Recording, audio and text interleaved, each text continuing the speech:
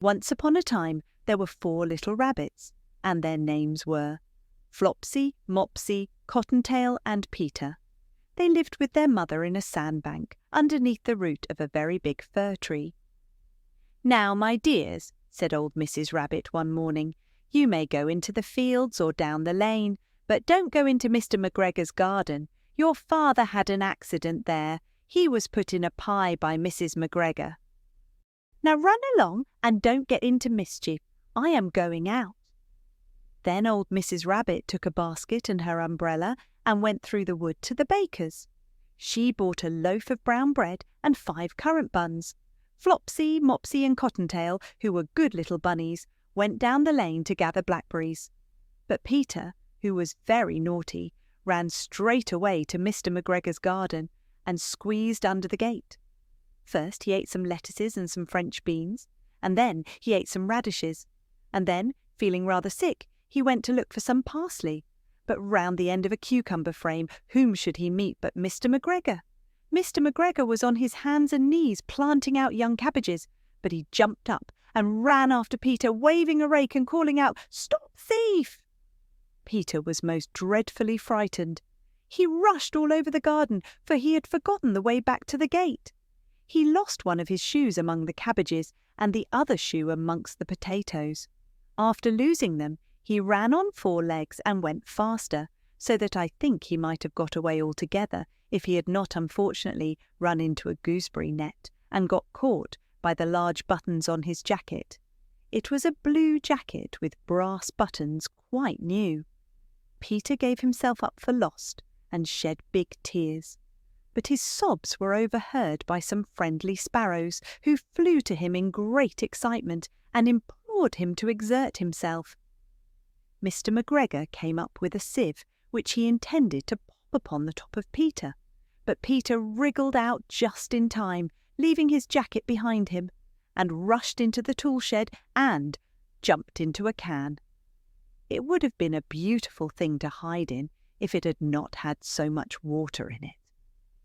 Mr. McGregor was quite sure that Peter was somewhere in the tool shed, perhaps hidden underneath a flower pot. He began to turn them over carefully, looking under each. Presently Peter sneezed. Curtiscoo, Mr. McGregor was after him in no time, and tried to put his foot upon Peter, who jumped out of a window, upsetting 3 plants. The window was too small for Mr. McGregor, and he was tired of running after Peter. He went back to his work.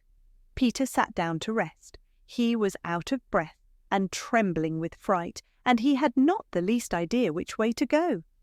Also, he was very damp with sitting in that can. After a time he began to wander about, going lippity, lippity, not very fast, and looking all round. He found a door in a wall, but it was locked, and there was no room for a fat little rabbit to squeeze underneath.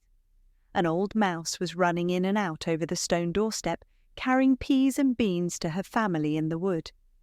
Peter asked her the way to the gate, but she had such a large pea in her mouth that she could not answer. She only shook her head at him. Peter began to cry. Then he tried to find his way straight across the garden, but he became more and more puzzled. Presently he came to a pond where Mr. McGregor filled his water cans. A white cat was staring at some goldfish.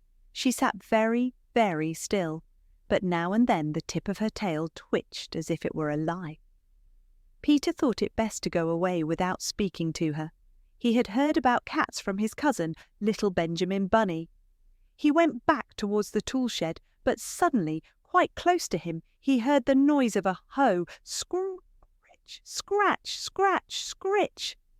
Peter scuttered underneath the bushes, but presently, as nothing happened, he came out and climbed upon a wheelbarrow and peeped over. The first thing he saw was Mr. McGregor hoeing onions. His back was turned towards Peter, and beyond him was the gate. Peter got down very quietly off the wheelbarrow and started running as fast as he could go along a straight walk behind some black currant bushes. Mr. McGregor caught sight of him at the corner, but Peter did not care. He slipped underneath the gate and was safe at last in the wood outside the garden. Mr. McGregor hung up the little jacket and the shoes for a scarecrow to frighten the blackbirds. Peter never stopped running or looked behind him till he got home to the big fir tree. He was so tired that he flopped down upon the nice soft sand on the floor of the rabbit hole and shut his eyes. His mother was busy cooking. She wondered what he had done with his clothes. It was the second little jacket and pair of shoes that Peter had lost in a fortnight. I am sorry to say that Peter was not very well during the evening.